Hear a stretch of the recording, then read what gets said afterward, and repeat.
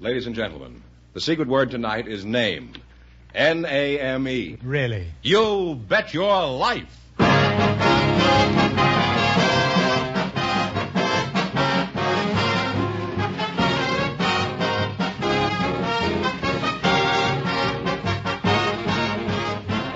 It's Groucho Marx in You Bet Your Life, the comedy quiz series produced and transcribed from Hollywood and brought to you by the more than 3,000 DeSoto Plymouth dealers. The dealers who have on display the outstanding DeSoto Automatic with fully automatic power flight transmission and the all-new Plymouth, your best buy in the low-priced field. And now, here he is, the one, the only... Charming lad. I know him well. Oh, that's me.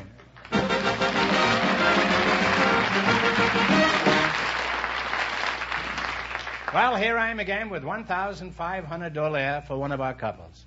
George, who's first? Well, Groucho, we have a man with an interesting story for you. He's Mr. James Murphy, and his partner is a special guest, Miss Stella Walsh. So, folks, would you come in, please, and meet Groucho Marx. Welcome for the DeSoto Plymouth dealer. Say the secret word, and you'll divide $100. It's a common word, something you always have with you. Stella Walsh, eh? One of the greatest women athletes of our time. Female Bob Mathias. It's an honor to have you here, Stella. You too, Mr. Murphy. It's an honor to have you here. Thank you. It's not quite as big an honor, perhaps, but a small-size honor. Stella, where are you from? Well, I come from a little village in Poland called Wierzchownia. And your name is Stella Walsh? That isn't a Polish name. Well, my name really is Stanisława Walaszewiczówna. Well, you run with that.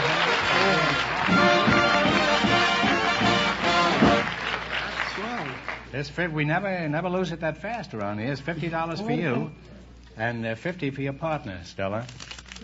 Now you can quit right now and go home if you want. That's it for the night, Stella. Now you say, what was your name again? I didn't get that. Stanisława Walaszewiczówna. That's good with a heavy cream sauce, isn't it? Well, Stella, I know you've been a headliner on the sport pages for a good many years. And this is a kind of a delicate question, but how old are you? I'm 43. Are you? Well, you don't look it.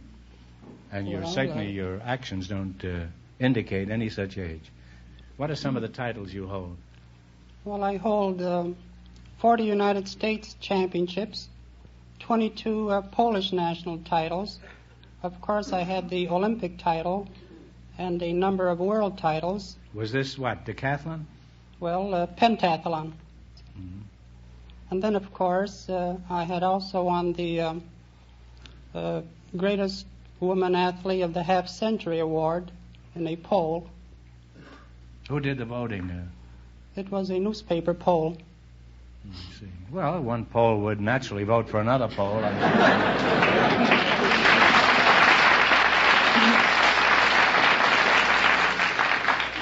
How many records do you hold, Stella?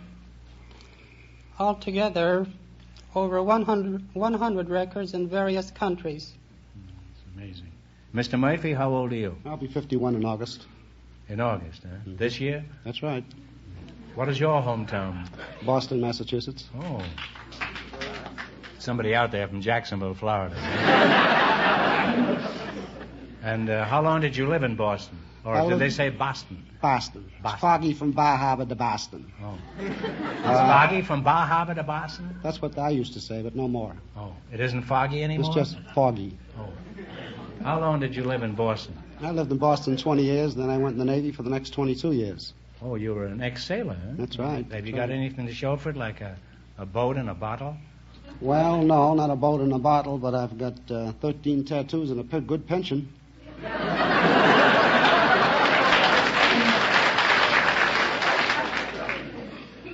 You're a real sailor, huh? 13 tattoos. That's right. Well, your wife must be very happy with you when she can't sleep at night. All she has to do is switch on the light and look at the cartoons. When you have an itch, you must be almost as entertaining as Kugler, Fran, and Ollie. Stella, let's get back to you. You say you're 41? 43. 43, yeah. Well, now that you're too old for competition, do you still keep in condition anyway, Stella? Oh, I'm not too old for competition. Just last year I had won the United States all-around pentathlon title. And of course I expect to defend it this year. And the interesting part about my competitors is that most of the contestants weren't even born when I was winning my first championship 25 years ago.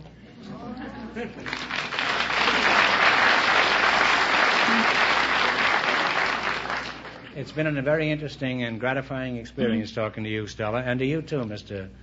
Murphy. Thank you. And Stella, I must say I admire your athletic achievements. I can say that because I'm an old sport myself.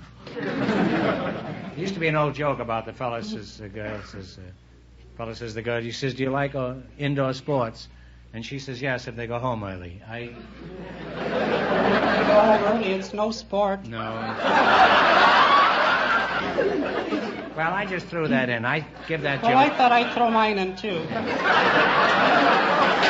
Well, would you mind picking me up and throwing me out? Okay, now we're going to play You Bet Your Life and give you a chance to win some real money. We start you off with a $100 bankroll, and if you miss a question, you lose half of it. Now, you selected sports. That's odd. I can't understand that. Well, as a matter of fact, I didn't select it. My partner did. Remember, the more the question is worth, the harder it is. Now, you can start with a 10, 70, 80, 100, anything you want. $70. $70. Ray Robinson, Jake LaMotta, and Tony Zale were all boxing champions. In which weight division? Middleweight. Right. You gotta wait and answer. You now have $170 in your bankroll. $170. Now, what do you want to do? Let's try 80 okay with you? $80. What is the proposed site of the 1956 Olympic Games? Melbourne, Australia. That's right. Yeah. Melbourne, Australia. You now have $250. Now decide on one answer between you. You're going to get in trouble. Now, what do you want? Well, what do you think, Stella? Miss Walsh, if you don't mind, huh? You know her well enough to call her? Well, we got $250 between us. We ought to know each other. We're going to split, you know. Yeah, how much? You lose half. You can't take 70 or 80. You can take 90 or 50 or 60? $60. The last Olympic Games were held in 1952. In what city were they held? In Helsinki, Finland. That is right. You now have $310. Now, you can quit or go ahead. Last chance to be the other couples. All right, let's take the 90. 90. All right. 90 in 90. fencing. What do you call the protective pad on the end of a foil?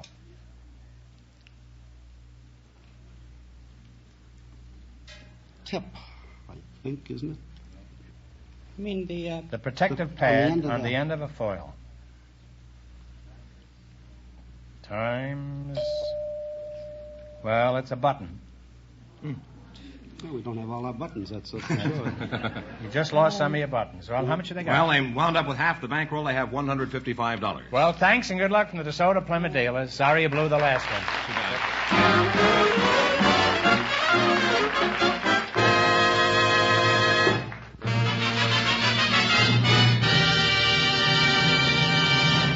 We invited some doctors to our program tonight, Groucho, and just before we went on the air, our studio audience selected Dr. Robert Barnes to be your guest. His partner is Miss Frances McGrew. Folks, would you come in, please, and meet Groucho Marx. Welcome, folks, to You Bet Your Life. Say the secret word and divide $100. It's a common word, something you always have with you. Dr. Robert Barnes and Frances McGrew. Frances McGrew, is that you, huh? Yes, sir. You're very attractive, if I may say so. Thank you. You mind if I say so? Not at all. Well, you're very attractive. Now, where do you hail from? Montrose, Colorado. And you have much hail there? Or? I wouldn't know. I haven't been there for a long time. How long? Well, I came out here when I was about 4 years old. Uh-huh. And you're single, I Yes, sir. understand? Yes. How long have you been single? Let's get on to the quiz. I'll return to you shortly. Dr. Barnes, Yes, Groucho. where are you from? New York City, originally. How long have you been out of New York? I've been here in Burbank for 13 years. Doc, almost everyone in your profession is a specialty. What do you specialize in? I specialize in feet. Feet. Well, I'm always happy to meet a man who's at the bottom of his profession. You have ptomaine poisoning? Not recently. Well, how come you specialize in feet? After all, there's only 2 feet to each person. If you were a horse doctor, you'd have 4 feet to work on. Well, originally I was a centipede, you'd have 18 feet. Originally I was interested in optometry, and I went to Philadelphia to investigate optometry and met my cousin who was studying that subject, and he was finding it rather difficult, and he said, why don't you go across the street to feet? I went across the street to the Temple University College of Chiropody, and here I'm a chiropodist and love it. What is optometry? Is that the treatment of the eyes? That's right. They have such fancy euphemisms now for every profession. You don't know what a man is anymore. He can tell you, though. Yeah. They used to call them children's doctors. Now what do they call them? Pediatricians. That's right. That costs an extra $5. You know. Of course. Francis, let's get back to you now. By the way, Francis is pretty formal. Do you have a nickname that I could use? Yeah? You may call me Fran. Fran? That's fine with me. Fran McGrew. You wouldn't be dangerous, Fran McGrew, would you? You know, Groucho, if I hear that again, I will be. That's what people always give me. Am I dangerous? Well, are you? Well, only at times. I'd say you were about as dangerous as an angry butterfly. Now, what sort of work do you do? I'm a private detective.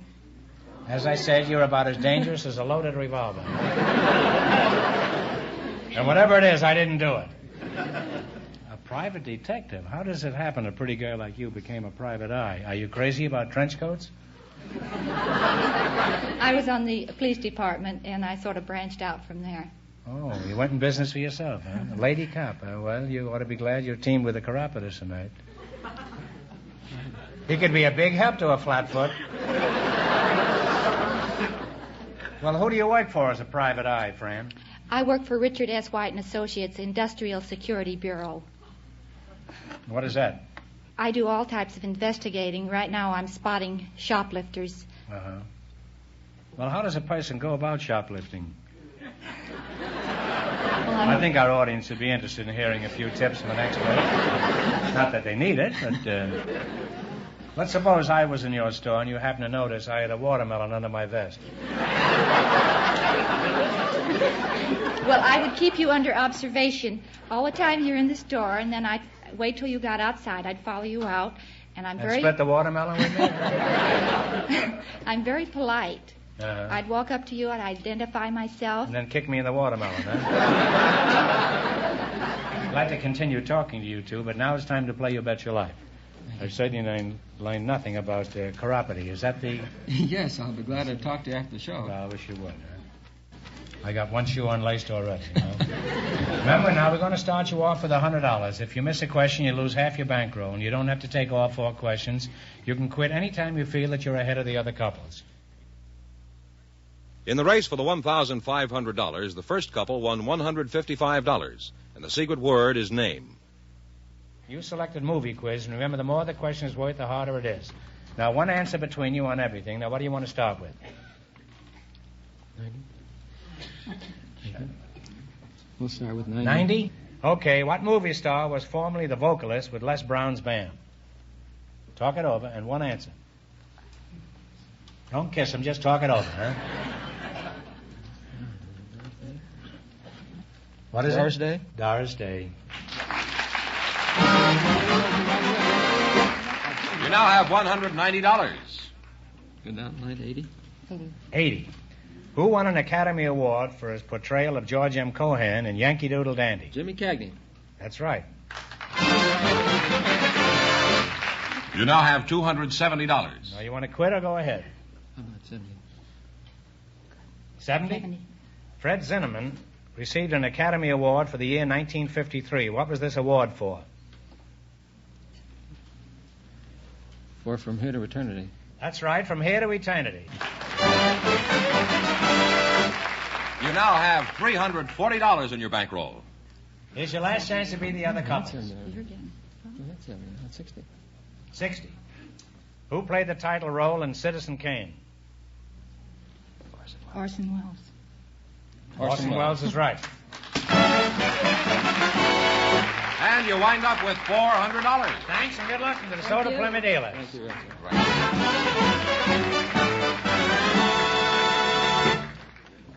George, you haven't told me. Where are you going on your vacation this year? Oh, I don't know. China? No, I hadn't planned on China. I thought maybe we'd all jump in the car and go up to Lake Tahoe. You know, I won't be here next week. That's true. This is the final show of the current season. Beginning next week, our summer series starts, and I want you to tell them about it, George. Well, friends, it does start next week. Next week we begin the Best of Groucho, our usual summer series of shows taken from the past. These are shows that you've written in and asked to see. They're shows that we've learned about through rating surveys and through the praise of the critics. So don't forget, next week it's the Best of Groucho. And while you're all asleep in a hammock this summer, I'll be in Europe. I'm taking my guitar and a gross of Mother Sill seasick remedy. And I may take Mother Sill. Anyway, I'll be back in the fall. A little older, but just as clever. And far wiser, I hope. Okay, George, who's next? Well, Groucho, we invited some girls who work for a nationally known company to our show tonight, and just before we went on the air, our studio audience selected Dolores Buxton to be on the show, and her partner is a very special guest, the former mayor of Los Angeles, Mr. Fletcher Bowron. So, folks, would you come in, please, and meet Groucho Marx.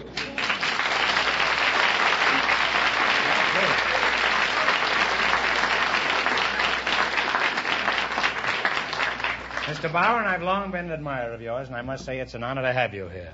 Thank you, Groucho. Dolores Buxton, I've only been admiring you for the last 10 seconds, but you're welcome, too. Thank you very much. And if either of you say the secret word, you'll divide an extra $100. It's a common word, something you always have with you. Are you two going steady? Oh, no, not yet. Not yet. As soon as you get the $100. Huh? What brings you to Los Angeles, Mr. Bowron? Well, I live here. Oh.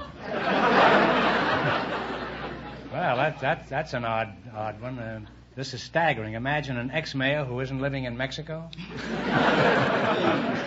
By the way, Mr. Bowron, how long were you mayor of Los Angeles? Just about 15 years or 4 terms. 4 terms. Was this before or after you were mayor? You served 4 terms. I'm only kidding. I know you were one of the most honest and forthright mayors we've ever had.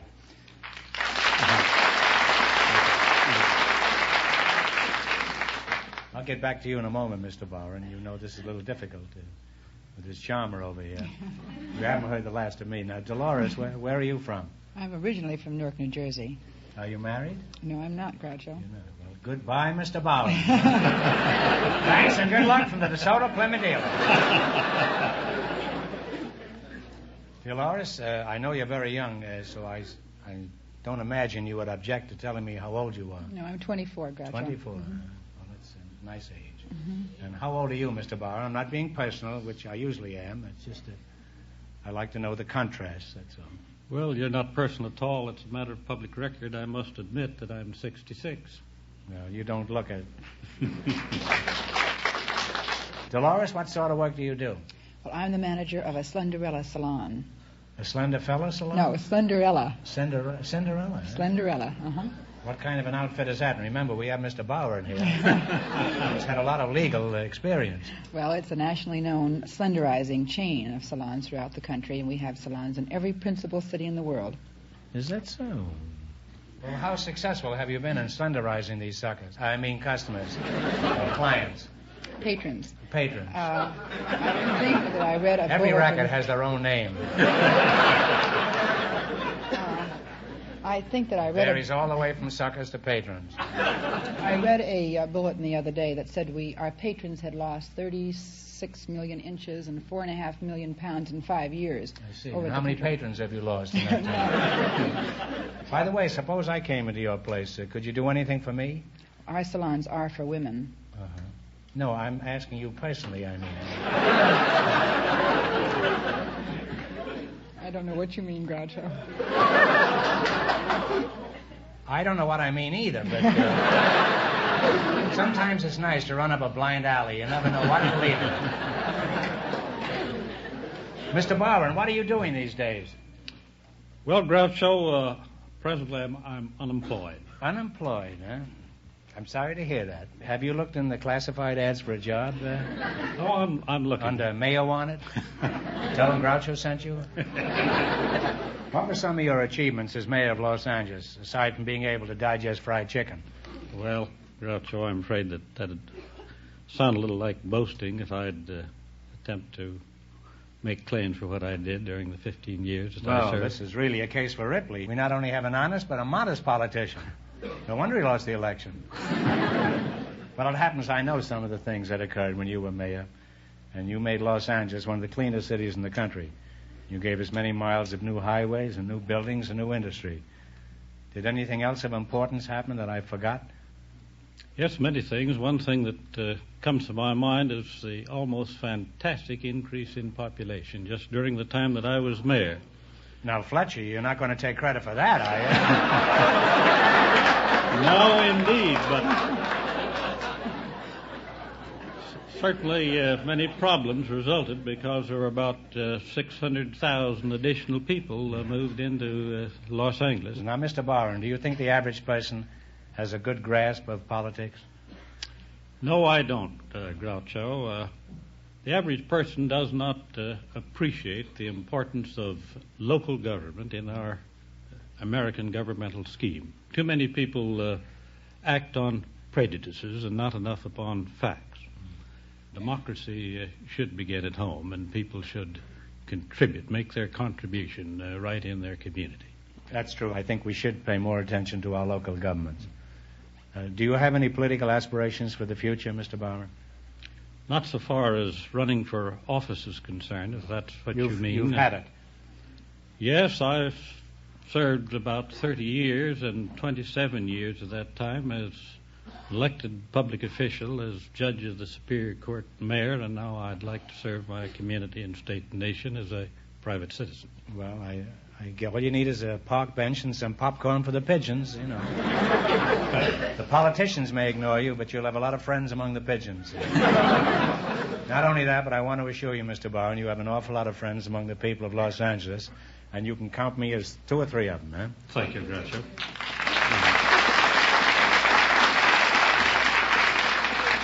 I'd like to continue talking to you, Mr. Barron, and to you too, Dolores, but now it's time to play You Bet Your Life. In the race for the $1,500, Miss McGrew and Dr. Barnes are leading with $400. We start you off with $100. If you miss a question, you lose 1/2 of what you have. You select a general information quiz, and remember, the more the question is worth, the harder it is. Now, which one do you want? $20. 20. Mm-hmm. All right. What do the initials FHA stand for? Federal Housing Administration. Well, you didn't even need him, huh? You now have $120 in your bankroll. What do you want? $80 of it. $80. You're going to bet $80. This is an $80 question, in other words, you want. Mm-hmm. Huh? Okay. John Rolfe, R-O-L-F-E, married what Indian princess? Oh, dear. Pocahontas? That's right, Pocahontas. You now have $200. Now you have $200. You can quit or you can go ahead. We'll say $100. The Roman numeral D stands for what number? Now get together now. One answer between you. Must be on the courthouse, Mayor. 1,000? No. Just half of that, 500. And you have half your bankroll, 100. Now you have 100. Now there's your last chance to beat the other couples. What are you going to do? We'll say 50. 50.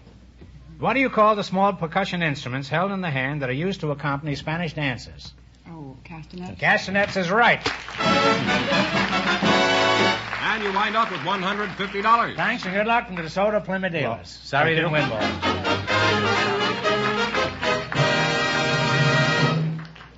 And that means that Miss McGrew and Dr. Barnes, with $400 in just 1 minute, get the chance at the DeSoto Plymouth $1,500 question. And here's the winning couple, Groucho. Miss McGrew and Mr. Barnes, Dr. Barnes, all set for the DeSoto Plymouth $1,500 question. All right, here we go for $1,500. I give you 15 seconds to decide on a single answer between you. Think carefully, and please no help from the patrons, customers, audience.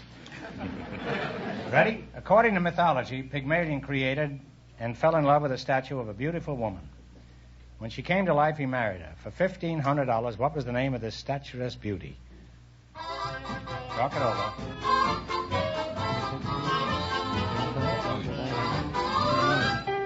Tony knew it. He was going to show them. He had a dance.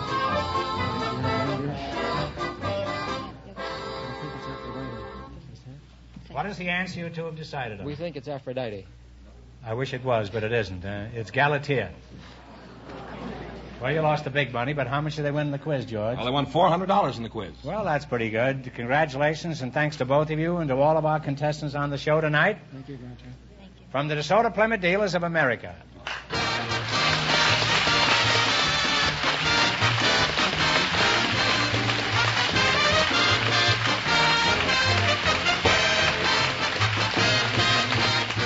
Remember, friends, next Wednesday night at the same time, we'll start our summer series, The Best of Groucho. Shows from the past that you've indicated you want to hear again. And don't miss Groucho's television show, also brought to you by the DeSoto Plymouth Dealers of America. And remember, the dealers who sell the outstanding DeSoto Automatic with fully automatic power flight transmission also have on display the remarkable new Plymouth, engineered and built to be your best buy in the low-priced field. DeSoto, Plymouth. Two great new cars, both products of the Chrysler Corporation. And when you drive in, tell them Groucho sent you. Good night, folks, and remember, just be sure to see the DeSoto Automatic.